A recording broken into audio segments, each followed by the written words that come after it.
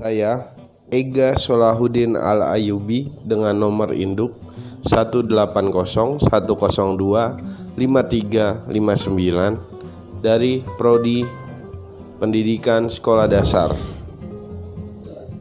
Saya, Jati Wicaksono dengan nomor induk 18010250009 dari Prodi Pendidikan Guru Sekolah Dasar.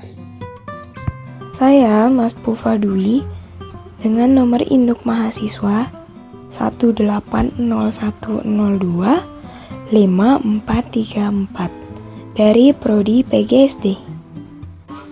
Dan saya sendiri, Rika Yustina, dengan nomor induk mahasiswa 18010255488 dari Prodi PGSD. Pada video kali ini, kita akan membahas tentang supervisi tenaga kependidikan. Apa sih supervisi dan supervisi tenaga kependidikan? Yuk kita bahas. Supervisi menurut Mulyasa, segala usaha pejabat sekolah dalam memimpin guru dan tenaga kependidikan lainnya untuk memperbaiki pengajaran, termasuk menstimulasi, menyeleksi, pertumbuhan dan perkembangan jabatan guru, menyeleksi dan merevisi tujuan-tujuan pendidikan, bahan pengajaran, dan metode mengajar serta evaluasi pengajaran. Jadi, dapat disimpulkan bahwa supervisi dipandang sebagai subsistem dari sistem administrasi sekolah dan terlepas dari sistem administrasi yang menyangkut non-guru. Namun, titik berat supervisi adalah perbaikan dan pengembangan kinerja profesional yang menangani para peserta didik. Selanjutnya ada tenaga kependidikan, yaitu anggota masyarakat yang mengabdikan diri dan angkat untuk menunjang penyelenggaraan pendidikan. Sedangkan supervisi kependidikan adalah supervisi yang dilaksanakan oleh kepala sekolah kepada tenaga kependidikan yang terkait dengan pengelolaan dan administrasi pendidikan sehingga akan menunjang proses pendidikan di sekolah tersebut.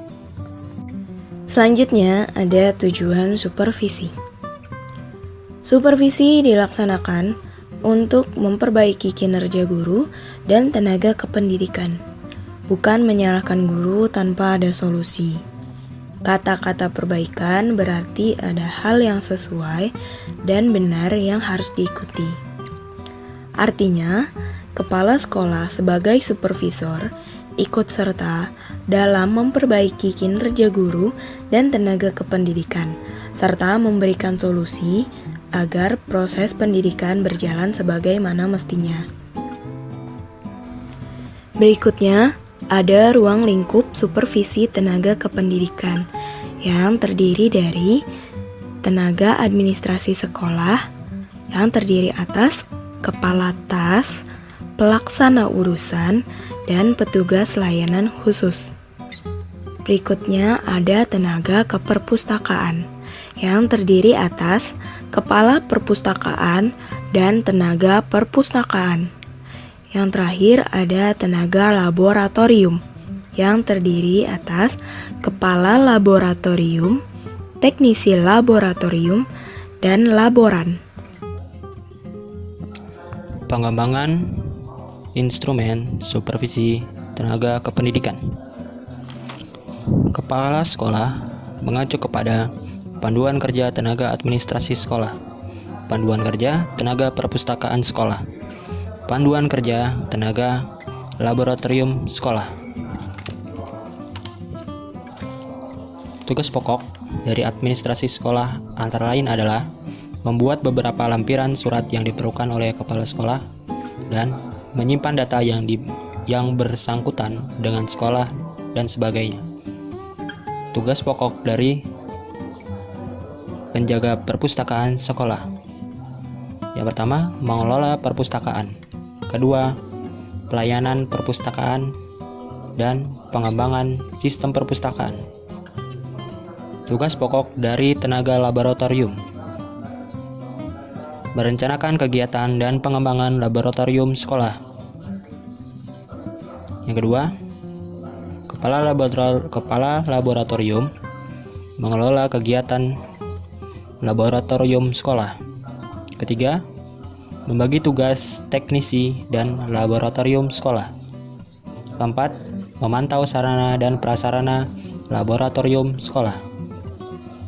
Dan mengevaluasi kinerja teknis dan laporan serta kegiatan laboratorium sekolah. Dijelaskan oleh teman-teman saya akan menjelaskan tentang langkah-langkah pelaksanaan supervisi tenaga kependidikan. Yang pertama, kita harus merencanakan perencanaan supervisi tenaga pendidikan. Nah, seperti apa? Seperti kita harus menyusun program supervisi itu sendiri.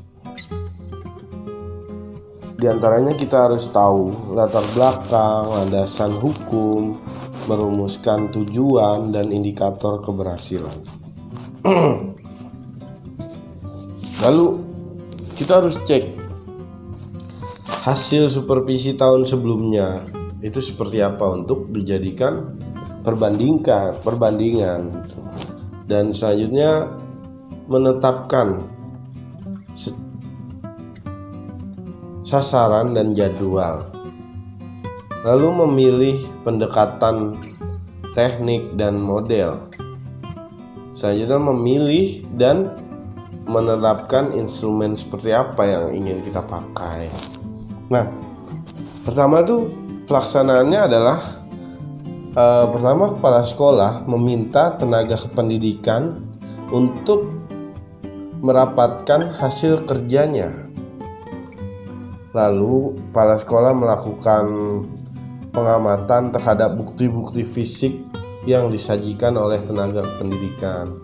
Nah, setelah itu kepala sekolah melakukan konfirmasi dan meminta penjelasan hasil kinerja tenaga kependidikan. Nah, setelah itu kepala sekolah melakukan pencatatan hasil supervisi. Lalu kepala sekolah menyampaikan hasil catatan supervisinya dan memberikan saran untuk perbaikan kinerja. Nah, di sini ada tindak lanjut hasil supervisi tenaga kependidikan. Yang pertama, mengumpulkan hasil-hasil supervisi tenaga kependidikan.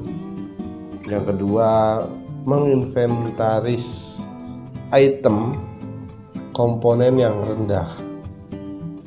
Menganalisis hasil supervisi tenaga kependidikan.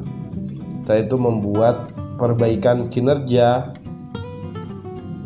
tenaga kependidikan. Lalu ada pembinaan umum tentang perbaikan kinerja tenaga kependidikan. Yang terakhir adalah melaksanakan program perbaikan kinerja tenaga kependidikan. Telah dijelaskan oleh kelompok kami mengenai supervisi tenaga kependidikan. Dari penjelasan tersebut, kami menyimpulkan bahwa supervisi tenaga kependidikan merupakan sebuah penilaian yang dilakukan oleh kepala sekolah terhadap kinerja tenaga kependidikan guna memperbaiki dan memberikan solusi pada kinerja guru dan tenaga kependidikan. Ruang lingkup supervisi tenaga kependidikan terdiri atas tenaga administrasi sekolah, tenaga keperpustakaan, dan tenaga laboratorium beserta dengan staf yang ada di dalamnya. Sekian video dari kelompok kami, kurang lebihnya mohon maaf. Wassalamualaikum warahmatullahi wabarakatuh.